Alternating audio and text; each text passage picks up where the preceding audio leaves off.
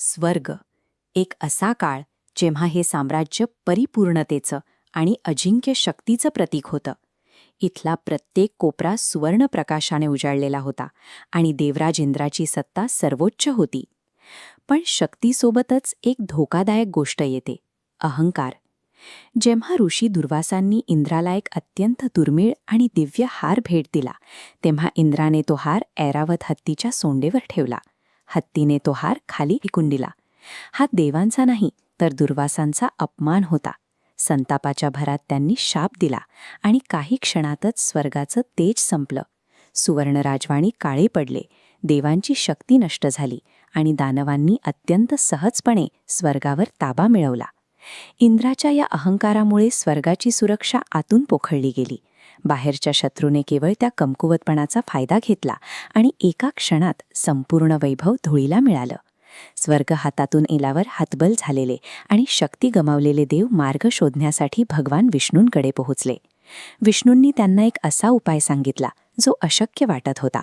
त्यांनी सांगितलं की अमरत्व आणि हरवलेली शक्ती परत मिळवण्यासाठी त्यांना क्षीरसागराचं समुद्र मंथन करावं लागेल आणि त्यातून अमृत मिळवावं लागेल. पण या आकृतीकडे पहा, मंथन ही काही साधी प्रक्रिया नव्हती. देवांमध्ये आता हे अवाढव्य कार्य करण्याचं बळ उरलेलं नव्हतं. वजनाचं हे गणित जुळवण्यासाठी त्यांना एका गोष्टीची नितांत गरज होती, आणि ती म्हणजे त्यांचेच कट्टर शत्रू असलेल्या दानवांची ताकद. संकटातून बाहेर पडायचं असेल आणि सर्वोच्च ध्येय गाठायचं असेल तर कधीकधी तुम्हाला तुमच्या सर्वात मोठ्या शत्रूंसोबतही युती करावी लागते. देव आणि दानव एकत्र आले. विशाल मंदर पर्वताचा मंथन दांडीसारखा वापर करण्यात आला आणि महाकाय वासुकी नागाला दोरी बनून महासागराचं मंथन सुरू झालं. पण सुरुवात होताच पहिलं विघ्न आलं. मंदर पर्वत प्रचंड जड होता. खाली कोणताही आधार नसल्यामुळे तो वेगाने महासागराच्या तळाशी बुडू लागला.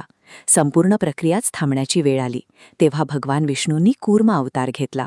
महाकाय कासव बनून त्यांनी महासागराच्या तळाशी संपूर्ण पर्वत आपल्या पाठीवर पेलला आणि मंथन पुन्हा सुरू झाले. कोणतीही मोठी गोष्ट साध्य करायची असेल तर सर्वात आधी एक भक्कम पाया तयार करावा लागतो, जो प्रक्रियेचं संपूर्ण ओझं शांतपणे सहन करू शकेल.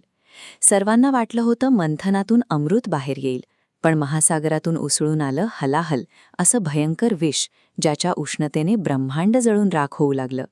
अमृत मिळवण्यासाठी आलेले देव आणि दानव दोघेही प्राण वाचवण्यासाठी सैरावैरा पळू लागले. संपूर्ण विश्वावर मृत्यूचं सावट पसरलं. अशावेळी भगवान शिव पुढे आले. त्यांनी ते विनाशकारी विष स्वतःच्या ओंजळीत घेतलं आणि प्राशन केलं.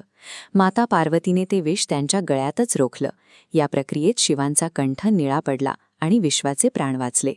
जगाला विनाशातून वाचवण्यासाठी शिवांनी स्वतः ते कडूविष पचवलं. यशाचा मार्ग प्रशस्त करताना येणारी संकटे स्वतः झेलण्याचं हे धैर्यच त्यांना महादेव बनवतं. विषाचं संकट टळल्यावर महासागराने अद्भुत खजिना उघडला. कामधेनू गाय, कल्पवृक्ष आणि देवी लक्ष्मींसारखी 14 दिव्यरत्ने प्रकट झाली आणि विश्वात पुन्हा चैतन्य पसरलं. आणि मग या अथक परिश्रमांच्या शेवटी भगवान धन्वंतरी स्वतःच्या हातात तो बहुमूल्य अमृत कलश घेऊन प्रकट झाले. अंतिम ध्येय तेव्हाच मिळतं जेव्हा तुम्ही सुरुवातीच्या संकटांवर आणि मोहांवर मात करून प्रक्रियेवर ठाम राहता. पण अमृत मिळालं म्हणजे संघर्ष संपला नाही. कलश बाहेर येताच दानवांनी तो हिसकावून घेतला. देवांसमोर पुन्हा एकदा अंधारात जाण्याचं संकट उभं राहिलं. इथे शारीरिक ताकद उपयोगी पडणार नव्हती. त्यामुळे भगवान विष्णूंनी मोहिनी अवतार घेतला. तिच्या अप्रतिम सौंदर्याने आणि मोहिनीने दानवांना पूर्णपणे संमोहित केलं. मोहात अडकलेल्या दानवांनी तो अमृत कलश स्वतःहून मोहिनीच्या हाती दिला आणि तिने अत्यंत शांतपणे ते अमृत फक्त देवांना वाटलं.